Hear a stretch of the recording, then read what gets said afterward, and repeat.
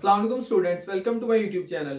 Okay students, तो हमारा आज का टॉपिक है, हमने न्यूमेरिकल्स सॉल्व करने chapter number 3 dynamics 9th class. तो चलिए सबसे पहले स्टार्ट करते हैं। सबसे पहला न्यूमेरिकल वो कह रहे हैं कि अ फोर्स ऑफ 20 न्यूटन की एक फोर्स है 20 न्यूटन की moves a body with an acceleration of 2 metre per second square. तो कह रहा है कि उसका मास कितना होगा। अब देखिए यहाँ पर गिवन डाटा क्या है, हमारे पास फोर्स गिवन है 20 न्यूटन है, उसके अलावा बेटा एक्सेलरेशन गिवन है 2 मीटर पर सेकंड स्क्वायर का एक्सेलरेशन है। बेटे हमने मास फाइंड करना है, ठीक है। अब आपको पता है कि हमें फोर्स और एक्सेलरेशन गिवन है, मास फाइंड करना है। न्यूटन का सेकंड लॉ यहाँ पे अप्लाई होगा, F इक्वल्स टू ma। अब चूंकि बेटा मैंने मास फाइंड करना है, एक्सेलरेशन इधर मल्टीप्लाई हो रहा है, इधर आके डिवाइड हो जाएगा। सो इन दैट के जो बेटा मेरे पास मास है वो इक्वल आ जाना है force over acceleration, that is equals to 20 newton divided by 2 metre per second square. और बेटे जब मैं 20 को 2 पे डिवाइड करता हूं तो मेरे पास जो मास है वो 10 किलोग्राम आता है। So that is the answer. तो आंसर क्या होगा, the mass of the body is 10 kilogram. अच्छा, उसके बाद बेटा नेक्स्ट बात करते हैं कि weight of a body is 147 Newton, what is its mass. कि एक बॉडी का वेट 147 न्यूटन, उसका मास क्या होगा। तो बेटा यहाँ पर वेट हमें गिवन है, तो जो गिवन डेटा है उसके अंदर वेट जो है 147 न्यूटन है और वेट को मास में कन्वर्ट करना है। तो यहाँ पर ग्रेविटेशनल एक्सेलरेशन का कॉन्सेप्ट अप्लाई होगा।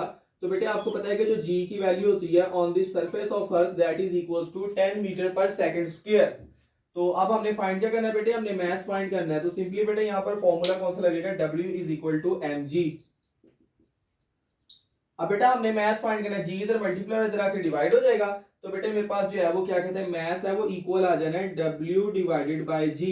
और बेटा जो मेरे पास है ये आ जाना है 147 Newton divided bye 10 metre per second square. और जब मैं सारे को सॉल्व करता हूं तो बेटा मेरे पास आंसर आ जाएगा 14.7 kilogram. So the mass of the body is 14.7 kilogram. तो ये बेटा इसका आंसर आ जाएगा। नेक्स्ट बेटा वो कह रहा है कि how much force is needed to prevent a body of 10 kilogram from falling. बेटे ये जरा समझ लें, देखिए कोई भी बॉडी है वो 10 किलोग्राम उसका मास है, तो बेटा उसका जो वेट है वो डाउनवर्ड एक्ट कर रहा है, ठीक है।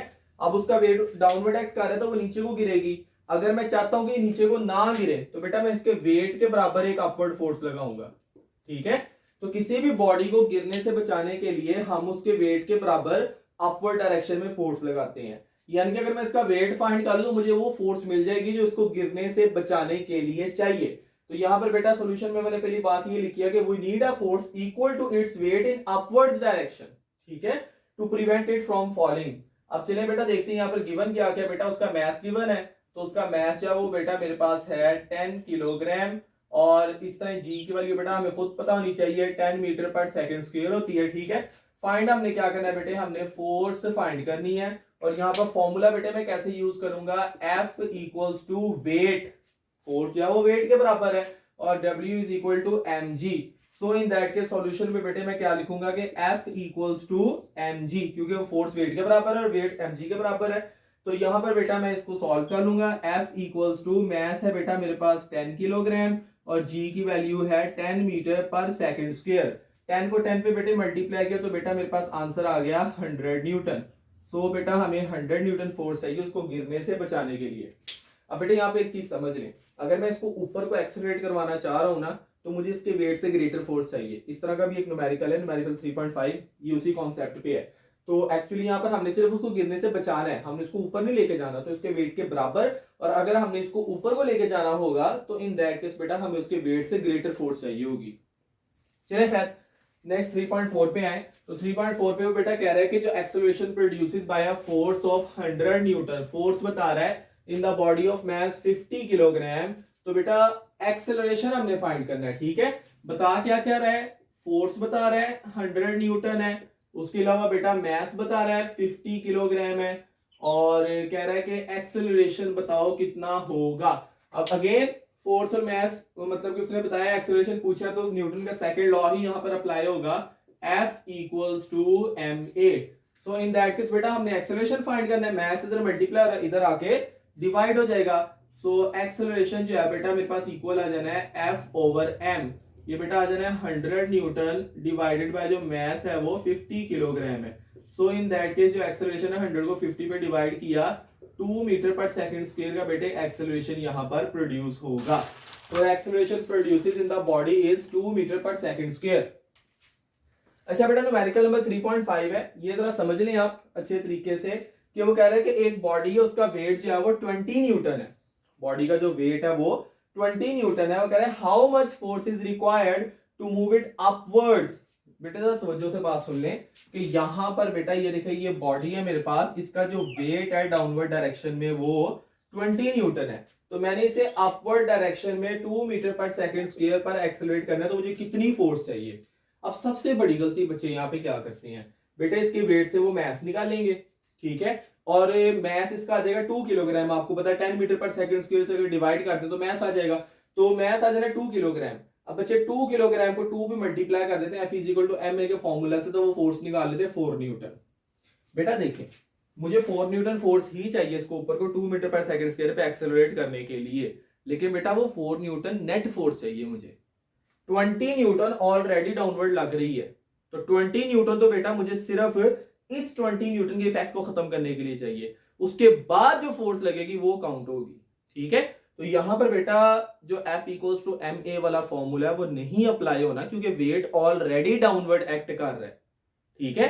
तो यहां पर बेटा जो हमारे पास फॉर्मूला अप्लाई होगा वो होगा F = W + ma, कि जो वेट है उसके बाद ma जो है ना वो अप्लाई होगा, ठीक है। तो यहां पर बेटा सबसे पहले हम गिवन डाटा देख लेते हैं क्या क्या बेटा उसका वेट हमें बताया गया है। जो वेट है बेटा वो 20 न्यूटन है, जी की वैल्यू बेटा हमें ऑलरेडी पता होनी चाहिए 10 मीटर पर सेकंड स्क्वायर, और एक्सेलरेशन बताया गया है 2 मीटर पर सेकंड स्क्वायर का पैदा होने, ठीक है। फाइंड हमने क्या करना है बेटा, हमने अपवर्ड लगने वाली फोर्स फाइंड करनी है। अब इसमें बेटा दो फॉर्मूला यूज होने, एक तो पहले मैं इसका मैथ फाइंड करूंगा, वो हो जाएगा W = mg, और दूसरा फॉर्मूला बेटा कौन सा यूज होगा जो अपवर्ड फोर्स लगनी है उसके लिए। तो बेटा ये बात याद रखें, जब भी हम वेट के अगेंस्ट फोर्स लगाते हैं तो उसके वेट के बाद फोर्स कैलकुलेट होती है। तो यहाँ पर सिंपली बेटा मैं इसके लिए एक फॉर्मूला बना देता हूँ W + ma। आप हर जगह पे ये वाला फॉर्मूला जो है ना वो अप्लाई कर सकते हैं अगर हमने किसी भी बॉडी को अगेंस्ट द ग्रेविटी एक्सेलरेट करवाना हो, ठीक है। तो चलो सबसे पहले यहाँ से हम इसका मैथ फाइंड करते हैं। तो बेटा मैथ इसका आ जाना है W/g, या आ जाना है 20 newton divided bye 10 metre per second square. तो जो मैथ है बेटा वो मेरे पास इक्वल आ जाना है इसका 2 किलोग्राम। मैथ आ गया।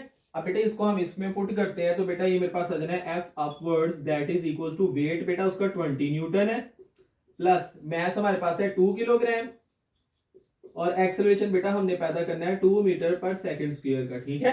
अब 2 को 2 पे मल्टीप्लाई किया 4 आंसर आ जाना है, तो बेटा 20 newton plus 4 newton, so F upwards is equal to 24 newton, ठीक है। 20 न्यूटन बेटा उसका वेट था, और 4 न्यूटन बेटा हमें नेट फोर्स के फॉर्मूला से फोर्स फाइंड की थी वो चाहिए थी। तो टोटल फोर्स हमें अपवर्ड डायरेक्शन में कितनी चाहिए, 24 न्यूटन। ओके बेटा, तो नेक्स्ट न्यूमेरिकल पे मूव करते हैं। तो बेटा क्वेश्चन है दैट टू मैसेज 52 किलोग्राम, बेटा एक मैस है, and other message 48 kilogram attached to the ends of an inextensible string that passes over a frictionless pulley। अब ये जो frictionless pulley वाले क्वेश्चंस है ना ये उन टॉपिक्स में से आया है, ठीक है। आप देखें यहाँ तक हमें नहीं पता कि ये कौन से वाला टॉपिक है, तो अभी हम मजीद आगे पढ़ते हैं। वो कह रहा है कि हमने एक्सेलरेशन और tension in the spring find करना है when both bodies move vertically, कि जब दोनों बॉडीज जो है वो वर्टिकल मोशन में है, ठीक है। अब बेटा देखिए ये दोनों बॉडीज जब वर्टिकल मोशन में है तो उसके लिए जो फॉर्मूले है वो हम यहाँ पे अप्लाई करेंगे सिंपली, और उनमें वैल्यूज पुट करके आंसर निकाल लेंगे। अब बेटा यहाँ पर हमें ये नहीं पता कि इनमें से M1 कौन सा और M2 कौन सा है। तो बेटा जब दोनों बॉडीज वर्टिकल मोशन में थी तो उसमें मैंने आपको M1 और M2 की पहचान बताई थी कि बेटा जो ग्रेटर मैस होगा वो M1 होगा, जो स्मॉलर मैस होगा वो M2 होगा। तो यहाँ पर बेटा ग्रेटर मैस 52 किलोग्राम है, तो बेटा ये मेरे पास जो ग्रेटर मैस होगा यानी कि ये M1 हो जाएगा 52 किलोग्राम, और जो स्मॉलर मैस है वो मेरे पास M2 हो जाएगा यानी कि 48 किलोग्राम, ठीक है। और एक चीज बेटा हमें खुद बता दीजिए जी की value 10 metre per second square, जी की वैल्यू हमें पता होनी चाहिए। फाइंड बेटा हमने क्या क्या करना है, हमने एक्सेलरेशन फाइंड करना है और tension in the spring find करनी है, ठीक है। अब बेटा इनके फॉर्मूले भी अलग अलग थे, तो फॉर्मूले आपको अच्छे से याद होने चाहिए। एक्सेलरेशन का फॉर्मूला बेटा हमारे पास होता है m1 - m2 divided by m1 + m2 और होल मल्टीप्लाइड बाय g, ठीक है। इस तरह बेटा टेंशनल स्प्रिंग का जो फॉर्मूला है वो मेरे पास आ जाना है 2m1 m2g divided by m1 plus m2। ठीक है, तो ये बेटा हमारे पास फॉर्मूले हैं। अब बेटा वन बाय वन करके हम इनकी कैलकुलेशन कर लेते हैं। सबसे पहले एक्सेलरेशन में वैल्यूज पुट करते हैं। m1 की जगह m1 की वैल्यू, m2 की जगह m2 की value. So in that case बेटा मेरे पास जो एक्सेलरेशन आ जाना है वो आ जाना है 52 kilogram minus 48 kilogram divided by 52 kilogram plus 48 kilogram. ठीक है, आपने पहले इसको सॉल्व किया, फिर इसको दोनों को डिवाइड कर देना है और डिवाइड करके बेटे जो भी आंसर आएगा उसको 10 मीटर पर सेकंड स्क्वायर पे मल्टीप्लाई कर देना है। ठीक है, तो बेटा हमारे पास इस सारे को सॉल्व करने के बाद जो आंसर आ जाएगा वो आ जाएगा 0.4 metre per second square. Okay, उसके बाद बेटे हम टेंशनल स्प्रिंग की बात करते हैं तो बेटा उसके लिए फॉर्मूला आ जाना, तो उसमें वैल्यूज पुट कर देते हैं। 2 multiplied by 52 kilogram multiplied by 48 kilogram और इसको बेटा मल्टीप्लाई कर देंगे हम 10 मीटर पर सेकंड स्क्वायर से। ठीक है, और जो भी आंसर आएगा उसको हम डिवाइड कर देंगे 52 किलोग्राम प्लस 48 किलोग्राम। ठीक है, तो मतलब टोटल ये 100 हो जाएगा, उसको 100 पे हम डिवाइड कर देंगे।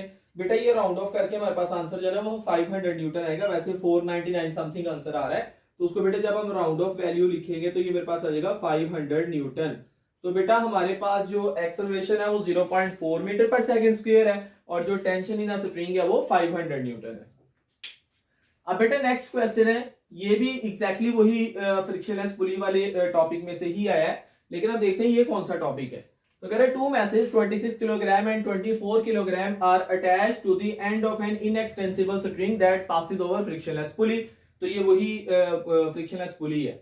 अब बेटा वो यहाँ पर नेक्स्ट आगे कह रहा है कि such that 26 kilogram moves on a smooth horizontal surface while 24 kilogram moves vertically। अब देखिए ये दूसरा टॉपिक है जिसमें एक वर्टिकल मोशन में था और एक हॉरिजॉन्टल मोशन में था। ठीक है, तो अब यहाँ पर फॉर्मूले उसके मुताबिक लगने हैं, तो आपको उनके फॉर्मूले भी अलग से याद होने चाहिए, इनके फॉर्मूले भी अलग से याद होने चाहिए। ठीक है, तो यहाँ पर जो फॉर्मूले लगने हैं वो उसके मुताबिक लगने हैं। अब बेटे हम सिंपली क्या करेंगे, मैंने आपको क्या पहचान बताई थी कि जब एक वर्टिकल और एक हॉरिजॉन्टल मोशन में होगा तो उसके अंदर बेटा जो मेरे पास हॉरिजॉन्टल सरफेस पे है, ठीक है, इसको बेटे हम नाम देंगे m2 का। तो ये 26 किलोग्राम जो मेरे पास m2 है और जो वर्टिकली मूव करता है उसको बेटे हम नाम देते हैं m1 का। तो बेटा इसके अंदर मैंने आपको पहचान ये बताई थी कि जो वर्टिकल मोशन में है वो m1 है, जो हॉरिजॉन्टल मोशन में है वो m2 है। तो m1 और m2 की पहचान इस टॉपिक में और इस टॉपिक में डिफरेंट है। दोबारा सुन ले, अगर दोनों वर्टिकल मोशन में है तो जो ग्रेटर मैस है वो m1 है, जो स्मॉलर मैस है वो m2 है। अगर एक वर्टिकल और एक हॉरिजॉन्टल मोशन में है तो जो वर्टिकल मोशन में है वो m1 है, जो हॉरिजॉन्टल मोशन में है वो m2 है। ठीक है, तो यहां पर बेटे नेक्स्ट फिर हम बात करते हैं कि हमारे पास गिवन डेटा क्या है। जो मेरे पास m1 है वो 24 किलोग्राम है। इस तरह बेटा नेक्स्ट हम बात कर लेते हैं, हमारे पास जो m2 है बेटा ये मेरे पास आ जाना है 26 किलोग्राम और फिर g की वैल्यू बेटे हमें पता होनी चाहिए 10 मीटर पर सेकंड स्क्वायर, ये यहाँ पे यूज होनी है। ठीक है, फाइंड हमने क्या क्या करना है, वही चीजें फाइंड करनी है, एक्सेलरेशन फाइंड करना है और tension in the string find करनी है, लेकिन फॉर्मूले अब डिफरेंट होंगे। ठीक है, यहां पर बेटा जो एक्सेलरेशन का फॉर्मूला हमारे पास वो है m1 divided by m1 plus m2 और बेटा इसको हम मल्टीप्लाई कर देंगे g के साथ। इस तरह बेटा टेंशन इन द स्ट्रिंग का फॉर्मूला भी यहाँ पे डिफरेंट होगा। यहाँ पर होता है m1 m2 divided by m1 plus m2 और इसको मल्टीप्लाई कर देंगे हम g के साथ। ठीक है, तो चलिए बेटा वन बाय वन करके हम इनको भी सॉल्व करते हैं। तो एक्सेलरेशन में बेटा एक्सेलरेशन की वैल्यूज पुट कर देंगे और टेंशन स्प्रिंग में वो सारी m1 m2 सारी वैल्यूज पुट कर देंगे। ठीक है, सो इन दैट के सबसे पहले एक्सेलरेशन शुरू करते हैं। तो m1 है बेटा हमारे पास 24 किलोग्राम, इसको बेटे हम डिवाइड कर देंगे 24 किलोग्राम प्लस 26 किलोग्राम। ठीक है, तो इसको सारे को बेटे हम मल्टीप्लाई कर देंगे 10 मीटर पर सेकंड स्क्वायर से, क्योंकि जी के साथ ये मल्टीप्लाई हो रहा है। ठीक है, तो 24 के सारा 50 हो जाए, 50 से डिवाइड कर देंगे और 10 पे मल्टीप्लाई कर देंगे। सो इन दैट केस बेटे जो हमारे पास एक्सेलरेशन आएगा वो 4.8 मीटर पर सेकंड स्क्वायर आएगा कैलकुलेटर में सॉल्व करने पे। ठीक है, अब टेंशनल स्प्रिंग की बात करते हैं। तो टेंशनल स्प्रिंग में बेटा जो मेरे पास m1 है वो 24 किलोग्राम है और जो m2 है वो 26 किलोग्राम है और बेटा g की वैल्यू जो है वो 10 मीटर पर सेकंड स्क्वायर है। इस सारे को बेटा पहले हम मल्टीप्लाई कर लेंगे और मल्टीप्लाई करने के बाद जो भी आंसर आएगा उसको m1 प्लस m2 यानी कि 24 किलोग्राम प्लस 26 किलोग्राम, ये 50 बन जाए तो 50 पे डिवाइड कर देंगे। ठीक है, तो इस सारे को सॉल्व करेंगे 124.8 समथिंग आपका आंसर आएगा, जिसको हम अगर राउंड ऑफ करें तो वो 125 न्यूटन बन जाता है। ठीक है, तो यहाँ पर बेटे नेक्स्ट हम कहते हैं कि ये हमारे पास टेंशनल स्ट्रिंग आ गई है। So the tension in the spring is 125 Newton while acceleration is 4.8 meter per second square. Next बेटा क्वेश्चन है how much time is required to change a 22 Newton second momentum by a force of 20 Newton. ठीक है, तो यहां पर बेटा देखिए मेरी बात सुने, ये जो एक्चुअली 22 न्यूटन सेकंड है ये उसने बताया हुआ चेंज इन मोमेंटम। ठीक है, तो ये मोमेंटम में चेंज है। चेंज इन मोमेंटम कैसे लेते थे हम, पी एफ माइनस पी आई, final momentum minus initial momentum. तो फोर्स कितनी बताई हुई है 20 न्यूटन। तो यहाँ पर गिवन डाटा क्या है, P F minus P I is equal to 22 newton second while the force is 20 newton. ठीक है, फाइंड हमने क्या करना है बेटे, हमने टाइम फाइंड करना है। फॉर्मूला जो है वो बिल्कुल सेम है, फोर्स एंड मोमेंटम वाला जो है ना वो बिल्कुल इजी फॉर्मूला है कि जो हमारे पास फोर्स होती है वो इक्वल होती है rate of change of momentum P F minus P I divided by time. अब बेटा टाइम हमने फाइंड करना है, टाइम इधर आके मल्टीप्लाई हो जाएगा, एफ इधर आके डिवाइड हो जाएगा। सो टाइम बेटा जो मेरे पास है वो इक्वल आ जाना है P F minus P I divided by F. ठीक है, तो पी एफ माइनस पी आई बेटा मेरे पास आ जाना है 22 newton second divide by force जो है वो 20 न्यूटन आ जानी है। 22 को बेटा जब हम 20 पे डिवाइड करेंगे हमारे पास आंसर आ जाएगा 1.1 second. So the required time is 1.1 second. अच्छा, उसके बाद बेटा नेक्स्ट क्वेश्चन है कि how much is the force of friction. अब ये फ्रिक्शन में से आया है, साथ ही बेटा आप समझेंगे फ्रिक्शन वाले टॉपिक में से आया है, between the wooden block of mass 5 kilogram, mass बेटा 5 किलोग्राम बताया हुआ है, lying on a horizontal surface of marble floor, the coefficient of friction between wooden block and marble floor is 0.6। अब बेटा यहाँ पर उसने बताया क्या क्या हुआ है, एक तो coefficient of friction की वैल्यू बताई है और एक mass की वैल्यू बताई है। mass है बेटा हमारे पास 5 किलोग्राम और जो coefficient of friction इसको म्यू कहते हैं वो 0.6 है। और एक चीज बेटा हमें खुद यहाँ पे मालूम होनी चाहिए g की वैल्यू जो कि 10 मीटर पर सेकेंड स्क्वायर है। ठीक है, और उसने कहा कि इनके दरमियान फोर्स ऑफ फ्रिक्शन कितनी होगी, यानी कि मैक्सिमम फ्रिक्शन की बात कर रहा है कि कितनी फ्रिक्शन हो सकती है। तो बेटा इसके दरमियान जो फोर्स ऑफ फ्रिक्शन मैक्सिमम हो सकती है उसको हम नाम देते हैं लिमिटिंग फोर्स ऑफ फ्रिक्शन। तो एक्चुअली ये लिमिटिंग फोर्स ऑफ फ्रिक्शन जो है ना वो पूछ रहा है। अब फॉर्मूला जो है बेटा देखें, हमारे पास लिमिटिंग फोर्स ऑफ फ्रिक्शन का फॉर्मूला होता है F S is equal to mu M G.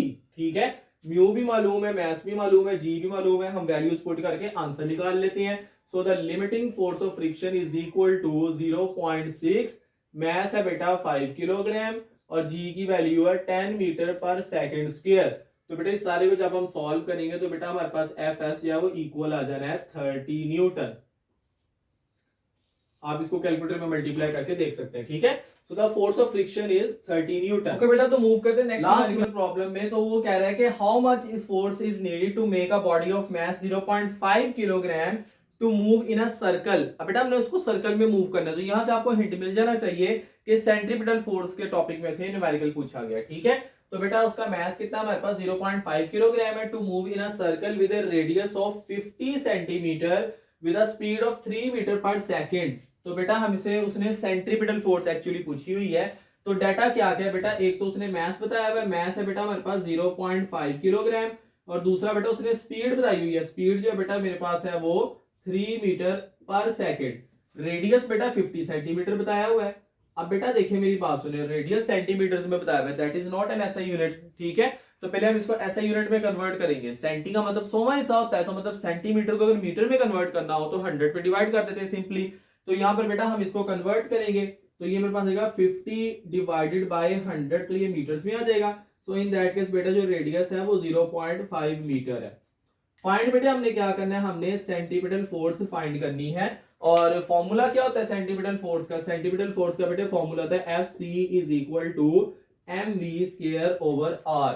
ठीक है, तो यहाँ पर बेटा नेक्स्ट फिर हम बात करते हैं हमारे पास जो सेंट्रीपिटल फोर्स का फॉर्मूला है बेटा, जो मैस हमारे पास 0.5 किलोग्राम है और जो स्पीड है वो मेरे पास है 3 मीटर पर सेकेंड, और इसका लेना है बेटा यहाँ पे हमने स्क्वायर, फॉर्मूला के मुताबिक जो स्पीड है उसका स्क्वायर लेना है। ठीक है, और बेटा इसको हम डिवाइड कर देंगे, जो हमारे पास रेडियस है वो 0.5 मीटर है। ठीक है, अब बेटा देखिए 0.5 से कट जाएगा, 3 का स्क्वायर जो है वो 9 आ जाएगा। So the centripetal force is 9 Newton. तो बेटा इसका आंसर क्या आ जाएगा, the necessary centripetal force is 9 Newton. ठीक है, okay beta, that's all from today's lecture. If you think that this video is informative for you, kindly beta like this video, comment लाजमी करें और जितनी भी आपकी स्टूडेंट कम्युनिटी है तमाम बच्चों के साथ इस वीडियो को शेयर किया करें, लाजमी शेयर किया करें, और kindly do subscribe to my channel. Thank you.